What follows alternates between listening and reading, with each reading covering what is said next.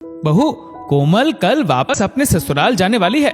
वैसे तो मैंने सारा सामान उसे दिला दिया है, लेकिन वो हमेशा कहती है कि भाभी मुझे कभी कुछ नहीं देती।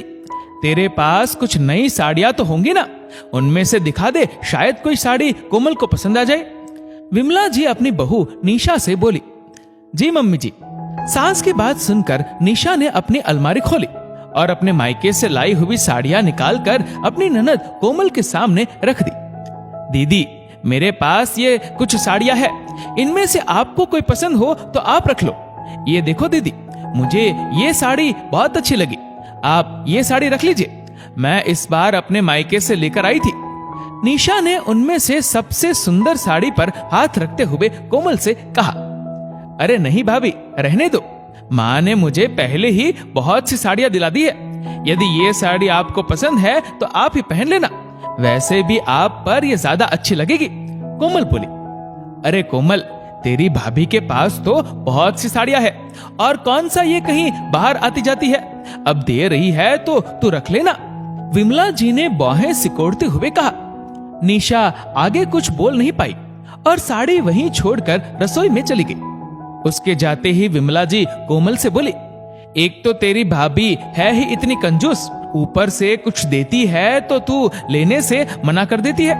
तेरा तो हक बनता है मांग कर लेने का, ज्यादा ना नुकुर करेगी तो आगे कुछ पूछना भी बंद कर देगी तेरी भाभी। अरे माँ, सास बनने के बाद तुम भी कैसी बातें करने लगी हो, इसमें कंजूस वाली क्या बात है? जो उनके पास था वो सब तो लाकर उन्होंने सामने रख दिया। अरे बेटा, तुझे नहीं पता, खुद से तो कभी कुछ देती नहीं, वो तो मैंने कहा तो ले आई निकाल कर। तेरी दादी तो अपनी बेटियों का सारा दान दहेज हमसे ही निकलवाती थी, मजाल थी जो हम जरा भी ना नुकुर कर दे, चुपचाप अपनी पसंद की सारी चीजें निकाल कर देनी पड़ती थी। एक बार तो तेरी नानी ने मुझे बहुत सुंदर लाल बनारसी साड़ी दी थी, कितना मन था मेरा उसे पहनने का, लेकिन तेरी दादी ने वो भी तेरी छोटी बुआ को दिला दी। विमला जी पुरानी बातों को याद करते हुए बोली। लेकिन माँ, मुझे याद है कि आपका मन कितना दुखी होता था, उस समय जो कड़वाहट आपके मन में आती थी वो आज भी रिश्तों में नजर आती है, और मैं नहीं चाहती कि वही कड़वाहट भाभी के मन में हमारे लिए भी आए। इन साड़ियों का क्या है माँ, ये तो कुछ समय बाद पुरानी हो जाएंगी, लेकिन इनसे जुड़ी यादें हमेशा नई सी लगती है। कोमल अपनी माँ को समझाते हुए बोली, तू तो बहुत बड़ी बड़ी बातें करने लगी हैरी, मैं ही इतिहास दोहराने में लगी थी। माँ, मैंने भी ये सब बातें एक बहू बनने के बाद ही महसूस की है। मायके से मिली चीजें सच में अनमोल होती है। हाँ, अपनी मर्जी से किसी को कुछ देने में खुशी होती है, लेकिन जबरदस्ती से नहीं।